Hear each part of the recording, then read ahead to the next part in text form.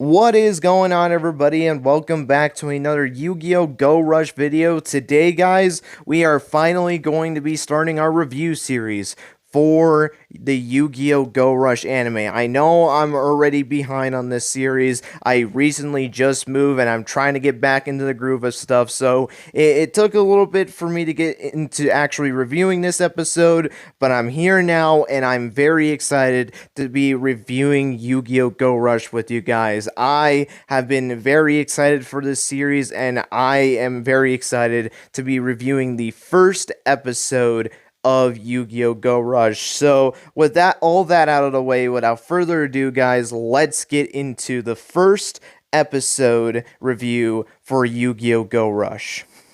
So, generally speaking, what were my thoughts on the first episode of Yu-Gi-Oh! Go Rush? I thought the episode actually was a good episode. I wasn't really expecting too much out of this episode. Obviously, this was going to be a very slow episode, with us being introduced to our main three characters of the show and giving us a tutorial duel. I wasn't really expecting too much, and honestly, I wasn't really too much invested going into this episode because obviously, I knew it was going to be more on the slower side. We're not getting into higher stakes already. We're not getting into the main story because, the show is just begun. Obviously we're not into like the big plot stuff, but you know what? These episodes are necessary. And even with that whole aspect, I still thought it was able to be a pretty enjoyable episode, to say the least. But we got to start off at the beginning of this episode.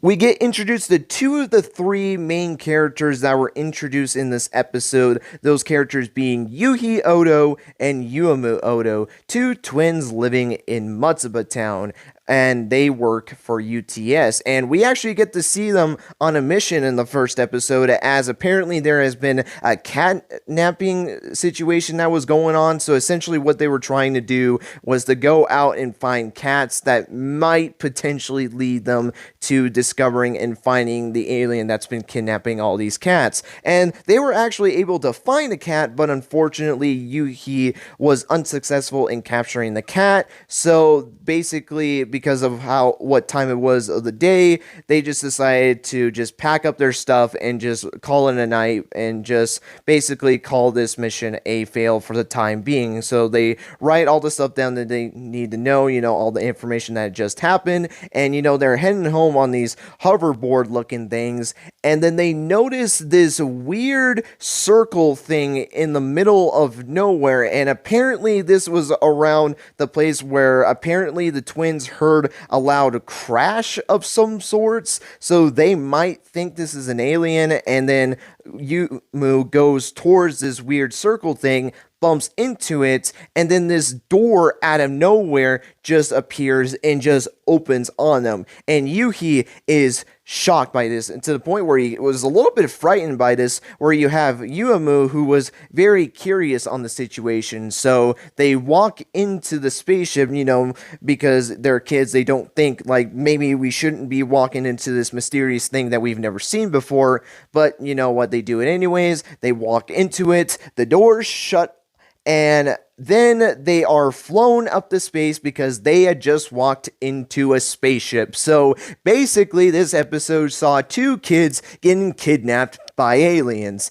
If that isn't the most I know that isn't a real word, but just hear me out here. If that isn't the most alienness like trope in any type of media, I don't know what is. I mean, kids getting abducted by aliens, or just humans in general getting abducted by aliens like this, this isn't really that shocking. So you have Yuhi and Yuumu, they look out into space, and Yuhi is just freaking out about the whole situation. Yuumu is still staying calm, and then they encounter our main protagonist of the show, Udius. And at first, we don't actually get to see his design. He's just this glowing light, and he basically tells Yuhi and Yuumu why he was on Earth. Apparently, there was this war that was going on in his home planet against this other planet, and it got so bad to the point where he had to flee out of the war in search for rush duels, as back in his hometown, he had heard of a legend that rush duels could potentially save them from this war that was going on about. So basically what he did was that he decided to go down to Earth so that way he can learn about rush duels. And at first, Yuhi and Yumu questions this whole thing,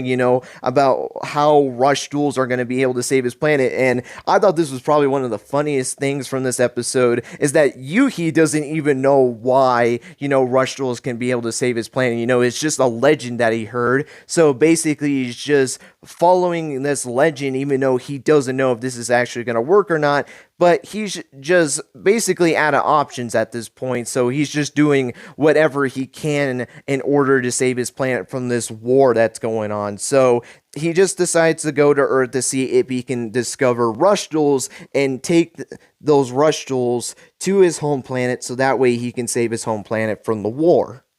So after the whole war story with Yugioh, Yumu decides it would be a great idea to tease her brother a little bit in challenging Yugioh to a duel. As earlier in the episode, Yuhi was talking to Yumu and basically he was saying that, oh, I'm going to be beating up these aliens and I'm going to be taking back the item that was stole from me. So because of that, Yuhi does challenge Yugioh to a duel, and even was trying to tell him, like, when I beat you, you're going to give back what was stolen from me, and Yugioh just doesn't care because, he mentioned rush duels and was going to participate in the rush duel, gets fascinated by this, sends them back on the ground because they were actually floating in the air, and Yugioh starts to argue with them because he believes that whatever in the world they were doing, because you had Yuhi sitting on the ground, getting ready for the duel, which I actually really did like that scene. That definitely was more on the realistic side of things. As someone that plays the game of Yu-Gi-Oh, you always try to prepare your deck before you get into a duel with your opponent, and you kind of see Yuhi doing that. He's looking through his cards, he's getting ready for the duel, and Yugi just kind of snaps at him a little bit, saying, like, what in the world is this? This isn't rush duels, this is rush duels, and he pulls out multiple rush duel packs as he thinks that these are the cards themselves and not just packs. So to try and help him, Yuhi takes a pack and he has a pair of scissors with him. He cuts the bag open, tries to show him the cards inside, and even was explaining, there's cards inside the packs, and Yugioh just freaks the hell out, sends Yuhi back into the air, chains him up to this, like, electrical chain thing. I don't know what in the world that was. And then you have this crowd of people out of nowhere basically chanting Yugioh's name, and basically Yugioh was treating this as a crime, and it sounded like the people were wanting to see Yugioh die, or at least that's the vibe that I kind of got from it. And also we kind of got a little joke here with 8.88 million people being on that ship, which, Bridge, I see what you're doing here. You had the whole trope in sevens with 666 and 777, and now we're doing it again with 888 for Yugioh Go Rush, which makes sense. Yugioh Go Rush is the 8th Yu-Gi-Oh anime series. Why should I be surprised?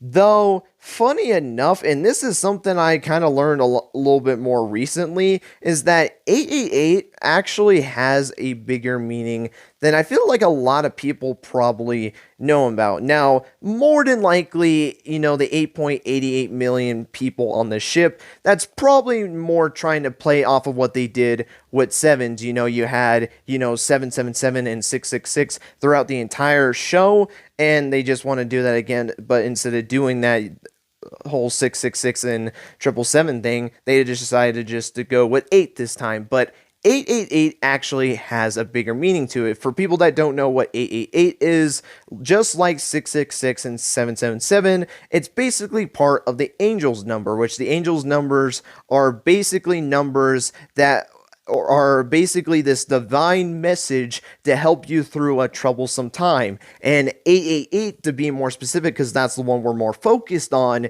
is basically a sign of good luck, and that whatever you're doing basically you're on the right path. And I feel like this kind of fits Yugioh very well in his whole journey right now. He has his whole entire planet being in a war with this other planet to the point where he has to flee and has to go off of this urban legend about rush duels being able to save his planet. So basically, he has to make the decision of going to Earth to learn about rush duels. So he takes this ship with all of these people in it, all 8.88 million people in this ship. He takes them down to Earth as basically his good luck charm to basically go on the right path of learning about rush duels from Yuhi and Yuumu and taking this knowledge of rush duels back to his home planet, and more than likely will use rush duels to be able to save his planet. And that's basically where, the whole right direction and good luck of the whole 888 number kind of fits in with Yugioh's story. And from that aspect, I actually do like the fact that they're doing the whole 888 trope, if that is the reason why they're doing it, because obviously it's more than likely probably because of the fact that, they did the whole trope in sevens with 6 and 7, they just decided to do it with 8 this time. But I really hope that this is the reason why they decided to do, the triple 8, and not just because they're doing it from sevens, because I feel like because you can add such a bigger meaning to it, like I feel like if you can kind of expand on this a little bit, even though I don't know how you would really be able to do it, I think it would be super, super cool. And I kind of hope we see 999 in this series as well, because 999 basically represents, a journey ending to basically a new beginning, can begin. And I feel like that would definitely be perfect for the end of the show where, you had Velgear that was completely destroyed because of the war basically have to rebuild itself so that way it can have a new beginning as, a peaceful planet that, has to deal with wars no more. And I think that would be a great way to end Go Rush. Will they do that? We're going to have to wait and see, but that was just something I learned more recently, and I want to know your guys' thoughts on that. Do you agree with me, and that's basically the whole meaning towards this? Did you guys know about the meaning of 888, and do you think that's what they're doing, or do you think they're just, following off of the trope of sevens, and that's all it is, or do you think it's a little bit of both? I would love to know your guys' thoughts on that. But getting back into the episode itself, I just kind of had a little bit of fun fact with you guys because I just thought it was super fascinating that there was more meaning to triple eights than I originally thought, because I didn't even think it existed. I actually never have heard the angel's number in my entire life, so it was a little bit of a learning experience for me, and I actually really did like it. I think the angel numbers are a very fascinating aspect. But getting back into Yu-Gi-Oh, like I kind of went off the rails there a little bit, but getting back into the episode, Yuumu was able to calm down Yugioh and showing him that, there was cards inside the packs, and that's why he used the duel. He gets an awed by this, and he's now ready to duel. But one thing that was very fascinating from this episode was that Yuhi and Yuumu did not recognize the duel disc that Yugioh was using, which Yugioh was using a sevens dual disc, which is just fascinating in its own regards to the fact that Yugioh has a sevens dual disc. But what's even more fascinating about it is the fact that Yuhi and Yuumu have never seen this dual disc before. Now, maybe it's just because of the fact that they never grew up with this dual disc.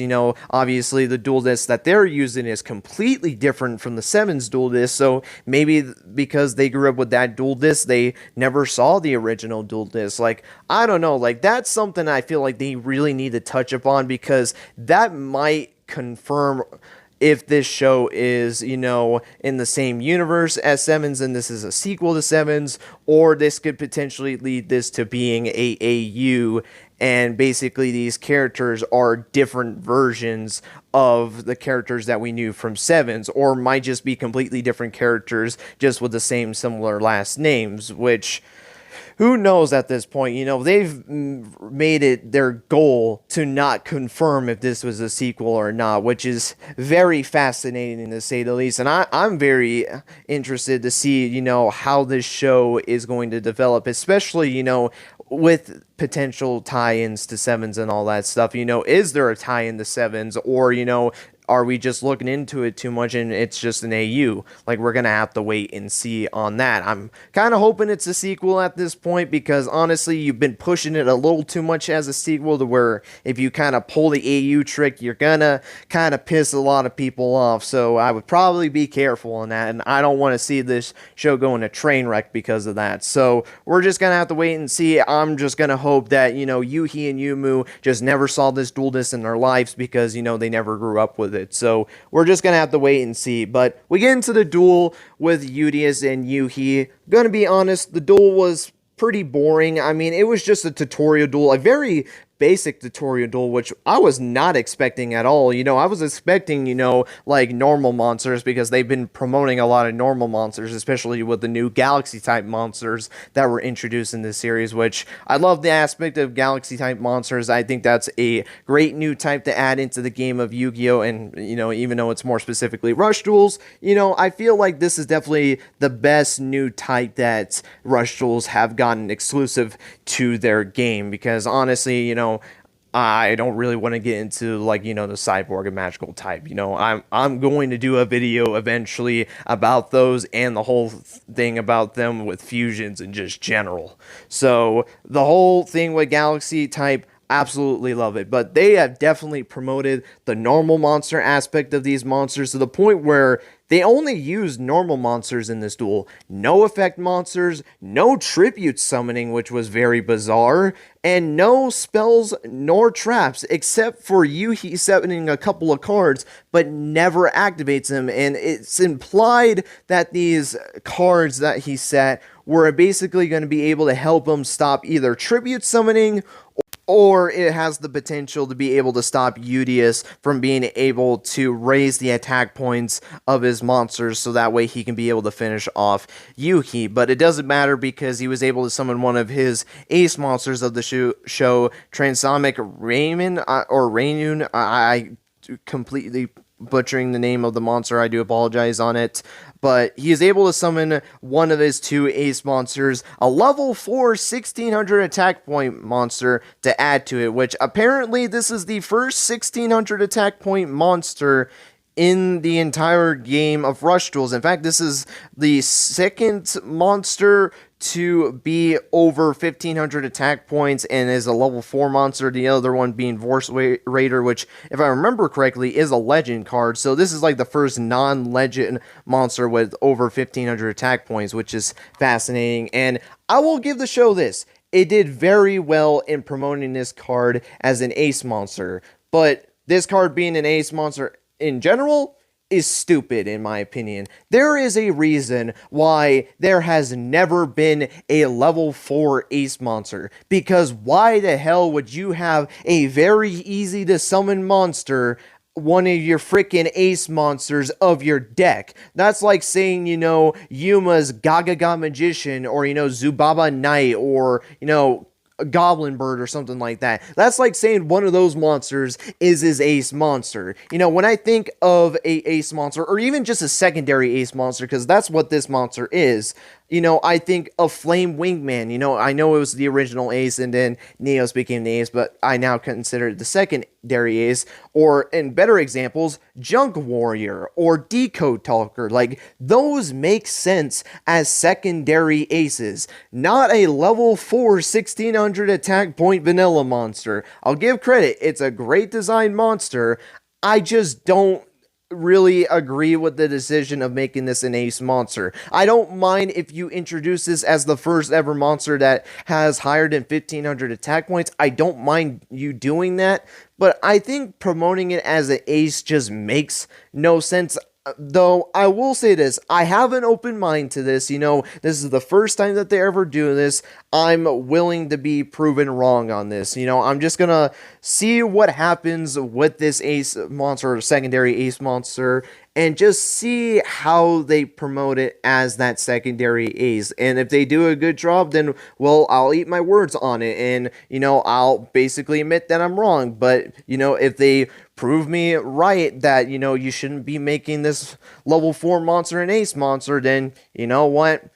just don't ever do it again. Like, that's the only thing I could really say to it. But I'm open to allowing this to, flourish just to see what in the world happens. But Yugioh is able to win this duel, no shocker whatsoever, and he ends up joining UTS, which was actually part of the stipulation of this duel, as if UTS lost this duel, he would have been forced to work for UTS free of charge. But Yugioh decides that it would be a good idea to stick with them anyways, so that way he can learn about rush duels. So he is going to continue his journey to learning about rush duels with Yuhi and Yumu. So he decides to join with them and be a part of UTS. And now we have the main three together at UTS. We've seen him back in the office, and we have a very interesting end of the episode where you have Yugioh using laser beam eyes to destroy a telephone because he was, he didn't know how to answer a telephone, which I just thought was hilarious. But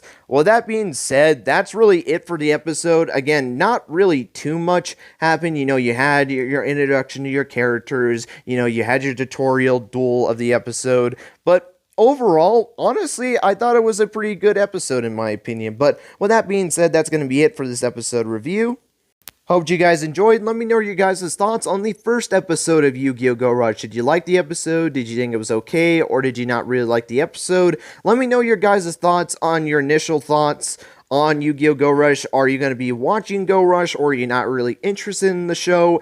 And let me know your guys' thoughts on Yuhi, Yuumu, and Yugioh. They had some very interesting personalities. Yugioh was a little bit more over the top than I thought he was going to be, but I just feel like, it was more socially awkward more than anything because he's not used to humans and all that stuff and just, human culture and all that. But, I think it fits perfectly with him, and we expect to see some serious moments, so he's going to be a very fascinating character. Yuumu being the more serious type, expected from her, and I absolutely love it. And then Yuhi being more on the goofy side, also to be expected, but I absolutely love it. So, would love to know your guys' thoughts on these three characters, and who's your favorite character so far from the first episode of Go Rush? I would love to know all your guys' thoughts on this down below. But with that being said, that's going to be it. Thank you guys so much for watching, and until next time, guys, take care and have yourselves a great rest of your day. 手を伸ばして蜃気楼